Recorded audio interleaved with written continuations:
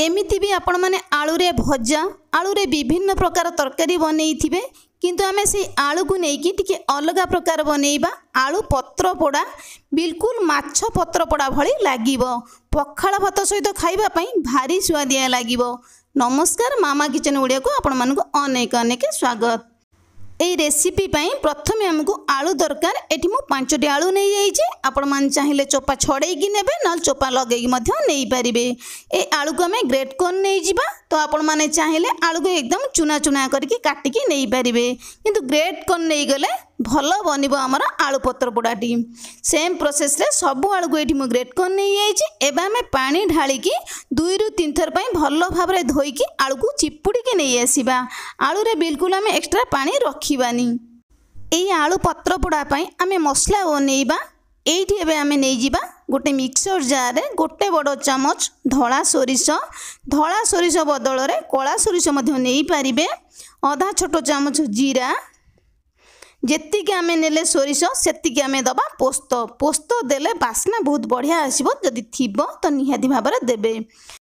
8 ରୁ 10 পাখুড়া রসুণ দেই দবা। अल्प पानी देकी आमे ये मसला को चिकन करके बाटिकी नहीं आसीबा। अधिक पानी आमे ये मसला रे बिल्कुल भी दबानी। मसला पेस्ट एई भळा ही बनेइबा दरकार। तो एइटी जो रखितले आमे ग्रेट करके आलू सेइथरे एबे देई दबा स्वाद अनुसार लूण गोटे चामच आधा छोट चामच दबा हळदी गुंड गोटे चामच लंका गुंड 2टी बड़ साइज रो पियाज को एकदम छोटिया छोटिया पीस करी काटिकी देई दबा। पियाज टिके अधिका देले ए पत्र पोड़ाटी खाइबा पई भलो लागिबो। गोटे मीडियम साइज रो टमाटो को मध्य सेम प्रोसेस रे काटिकी देई दबा। तापरे एबे आमे देई दबा पत्र पोड़ा अधिक स्वादिया लागिबो। 8 ରୁ 10 पाखुड़ा रसुण को हल्का छेचिकी दबा बासना बहुत बढ़िया आसीबो। तो आपण माने निहाती भाबरे गोटे थर देईकी बनेइबे देखिबे सतरे खाइबा पई भारी स्वादिया लागिबो। अल्प किछि कटा धनिया पत्र देई दबा। 2 बड़ चामच सोरिष तेल देई दबा। सोरिष तेलर बासनाटा बहुत बढ़िया ही आसीबो। बाटी रखथिबा मसला को आमे देई दबा। मिक्सर जार को धोईकी बिल्कुल पानी दबानी खाली मसला को ही आमे दबा। हाथ रे आको आमे भलो भाबरे टिके गोळेकी चकटी नै जिबा। मसला हमर ए आलू सहित भलो भाबरे मिसी जिवो। एटी मु 2टी बोईतालू पत्र नहीं जाइछि। ए मसला आलू को आमे गोटे चामच देई दबा। अधिक आमे दबानी। अधिक देला माने ए पत्र को आमे भलो भाबरे बांधी पारिबानी। मझिरे गोटे कंचा लंका मझिरु काटिकी देई दबा। कंचा लंकार बासनाटा बहुत बढ़िया आसीबो। तो निहाती भाबरे पत्र पोड़ारे आपण माने कंचा लंका ही देबे। अल्प किछि सोरिष तेल देई दबा। तापर एबे आमे कोन करिबा ना ए पत्र को आमे फोल्ड करिबा। गोटा हाथ रे एमती भलो भाबरे उठेई नै जिबा पत्र को आउ गोटे हाथ रे आमे ए भली भाबरे फोल्ड कर नहीं जिबा। मझिरु जेमिति हमर पत्रटा बिल्कुल भी फाटिबोनी। तेणु करी एई भली भाबरे धीरे धीरे आमे पत्र को फोल्ड कर नहीं जिबा। अधिक जदि आमे आलू मसला को दबा पत्र हमर फाटी जिवो। तेणु करी अल्प आलू मसला देके आमे एई भली भाबरे फोल्ड करी गोटे हाथ रे भलो भाबरे धरिबा। याको आमे सूतारे भलो भाबरे बांधी नहीं जिबा जेमिति हमर आलू मसला बिल्कुल भी बाहरिबोनी। एमित्रे भी आपको आपण माने कदली पत्र रे बनेई पारिबे शाल पत्र रे मध्य बनेई पारिबे। जे कोनोसी पत्र आपण मानक पाखरे थिबो बा आपण मानको मिलुथिबो सेही पत्र रे आपण माने बनेई पारिबे। जदि कोनोसी पत्र आपण मान पाखरे नाही बा मिलु नाही तो एई भली भाबरे बोईतालू पत्र किंबा कखारु पत्र लाउ पत्र जे कोनोसी पत्र आपण मान पाखरे मिलिबो तो सेही पत्र रे एई भली भाबरे आमे पत्र पोड़ा बनेई पारिबा। तो सेम प्रोसेस रे 4टी जांक मु एई भली भाबरे फोल्ड कर नै जाईची। तापर एटी गोटे तावा बसई देइथिली। तावा हमर गरम हेई गेलानी। आधा छोट चामच सोरिष तेल देई दबा। ए सोरिष तेल को आमे खड़िका रे चारि पाखा जांक तावा रे लगेई दबा। गोटे गोटे पत्र को आमे तावा ऊपर देई दबा। गैस रो फ्लेम को आमे मीडियम ही रखिबा। हाई फ्लेम रे रखले कोन होबो ना पत्र हमर पोड़ी जिवो आलूटा हमर भलो भाबरे सिझिबोनी। तेणु करी गैस रो फ्लेम को आमे मीडियम रखिले आलूटा हमर भलो भाबरे सिझि जिवो। पत्र सहित बहुत बढ़िया गोटे बासना हमर आसीबो।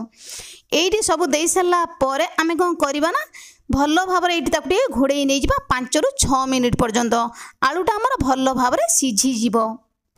एमिति भी याको आपण माने गरम भात रे खाई परिबे किंतु पखाळ आम ओडियांकर अति प्रिय आम गर्व आ गौरव।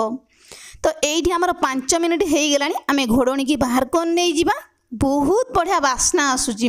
बासनार आत्मा पूरा शांति हो जाव। तो ये कोन करिबा ना गोटे गोटे पत्र को आमे लेउटेई नहीं जिबा। एमितिरे तो आपण माने विभिन्न प्रकार पत्रपोड़ा बनई थिबे किंतु आलू पत्रपोड़ा केबे बनई नथिबे।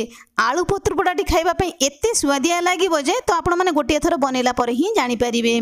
तो एइठी मु सब पत्र को भलो भाबरे लेउटई नै आइछि। एबे हम कोन करबा ना सेम प्रोसेस रे आउ 5 मिनिट आमे घोड़ेई नै जिबा।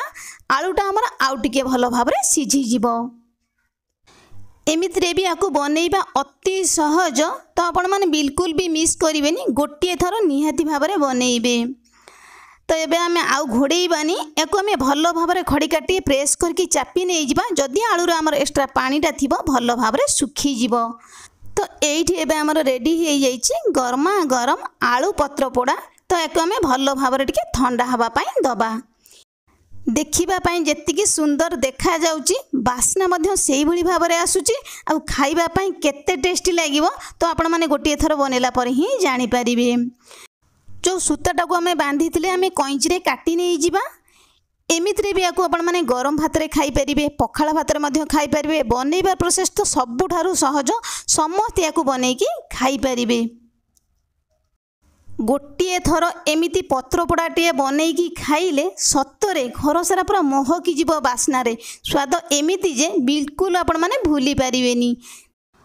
तो आपण माने आलू पत्रपोड़ा को केमिति बनाती मते निहाती भाव में जनइबे। तेबे मोर प्रिय दर्शक बंधु भिडियोटी की स्किप न करी फुल वॉच करिवे, फुल प्रोसेस रे बनइबे, खाइबे और समस्त को खुआइबे।